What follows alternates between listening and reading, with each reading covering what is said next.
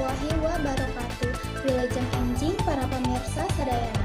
Simkuring Anissa Nurlatifah bade ngawartosan sawatara. Warta pangayarna dina waktos ayeuna. Mugia berita anu bakal diwatakeun tiasa janten tambah ilmu pikeun urang sadayana. Berita kahiji, Kemenke muka blokir anggaran kementerian lembaga sanilai 168,5 triliun. Kementerian Keuangan Kemenke parantos muka blokir anggaran kementerian jeung lembaga nepi ka 168,5 triliun. Tina total 250,1 triliun. Anggaran Kemenke Luki Alfirman netelakeun dina konferensi persieun langkah ieu pikeun ngadukung program prioritas pamarentah. Dana ieu baris difokuskeun pikeun cetak sawah anyar, ngaronjatkeun sarana atikan sarta revitalisasi madrasah. Ku kituna anggaran nu geus dibuka teh dipiharep ngadorong ekonomi nasional jeung ngakuatkeun pelayanan publik.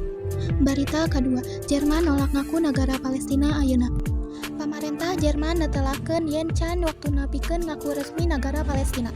Menlu Jerman Annalena Baerbock ngajelaskeun yen pengakuan negara kudu aya dina kaayaan anu lengkep syaratna. Kaayaan ayeuna can nyumponan syarat pikeun pengakuan hiji negara. Jerman bakal tetep fokus kana jalan diplomasi pikeun ngahontak solusi dua negara antara Israel jeung Palestina. Sajaba ti eta Jerman oge ngingetan Israel pikeun ulah ngalakukeun anekasi di daerah Palestina sarta nyorotkeun pentingna gencatan senjata jeung bantuan kemanusiaan pikeun warga Gaza.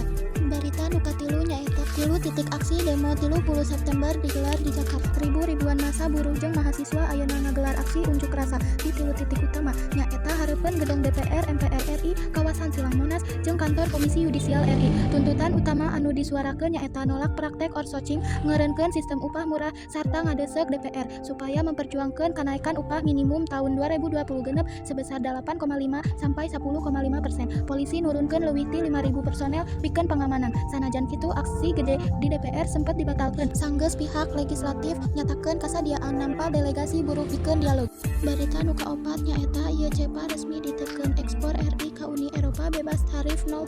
Pemerintah Indonesia babarengan jeung Uni Eropa resmi nandatanganan persetujuan Indonesia jeung EU Eropan. Dina 23 September 2025 ngaliwatan persetujuan ieu sakitar 9.637 produk Indonesia bakal menangkeun tarif 0% di pasar Uni Eropa. Sarua jeung 98,5% tina sakabeh pos tarif anu berlaku.